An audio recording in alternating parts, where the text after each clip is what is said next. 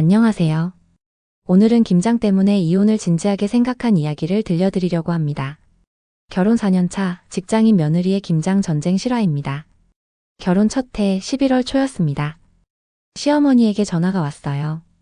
이번 주말에 김장하자. 저는 당연히 도와드려야지 싶었어요. 결혼 전에도 친정 엄마랑 김장을 해본 적이 있었거든요.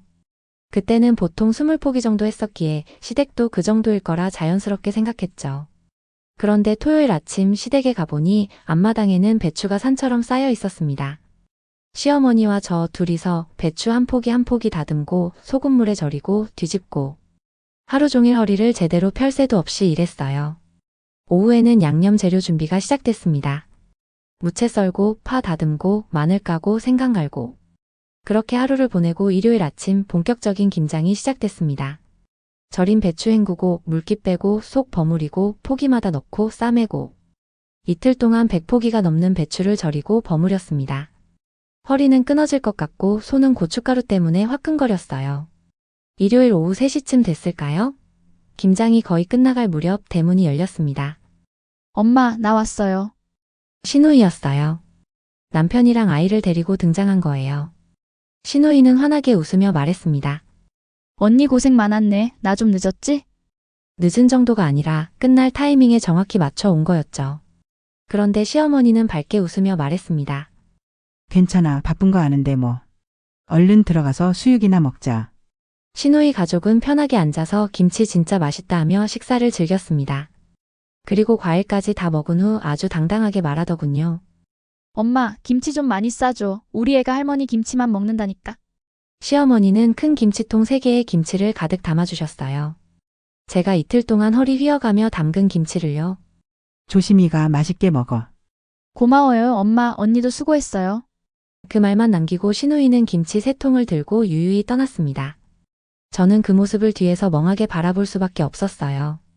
그날 집에 돌아와서 저는 말 그대로 죽은 듯이 잤어요. 온몸이 쑤시고 아팠습니다. 월요일 아침 겨우 정신을 차리고 출근했는데 동료가 그러더라고요. 얼굴이 왜 그래요? 어디 아파요? 저는 그냥 웃으며 넘겼습니다. 시댁 김장 다녀왔다고 말하면 괜히 시집살이 힘들지? 이런 말 듣기 싫어서요. 그렇게 3년이 흘렀습니다. 매년 11월이 되면 똑같은 상황이 반복됐죠. 저와 시어머니 둘이서 이틀 동안 100포기 넘게 김장을 하고 신우이는 딱 끝날 때쯤 나타나 수육 먹고 김치 3통을 챙겨갔습니다. 저는 그야말로 김장 노예였습니다.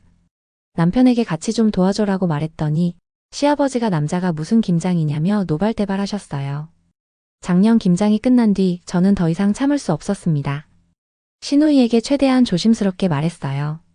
아가씨, 김장할 때 조금만 일찍 와서 같이 도와주세요. 네, 알았어요. 표정은 좋지 않았지만 알겠다고 하니 저는 그걸로 됐다고 생각했어요. 그런데 신우이가 간 후 시어머니가 저를 따로 불러 말씀하시더군요. 직장 다니면서 애까지 키우느라 힘든 애한테 꼭 그렇게 말해야겠니? 처음엔 무슨 말인지 몰랐는데 그게 신우이 이야기라는 걸 깨달았죠. 어머니, 저도 직장 다니고 있고 저도 힘들어요. 그러자 시어머니는 그래, 그럼 나 혼자 할 테니까 너도 오지 마라. 라고 화를 내셨어요. 그래서 저는 말했습니다. 네. 앞으로 저희 김치 안 주셔도 돼요. 정말 안 오겠다고 할 줄은 몰랐는지 시어머니는 당황한 눈치였지만 저는 모르는 척 했습니다. 올해도 어김없이 11월이 찾아왔습니다. 시어머니가 아무렇지 않게 김장하러 오라고 연락을 하셨더라고요.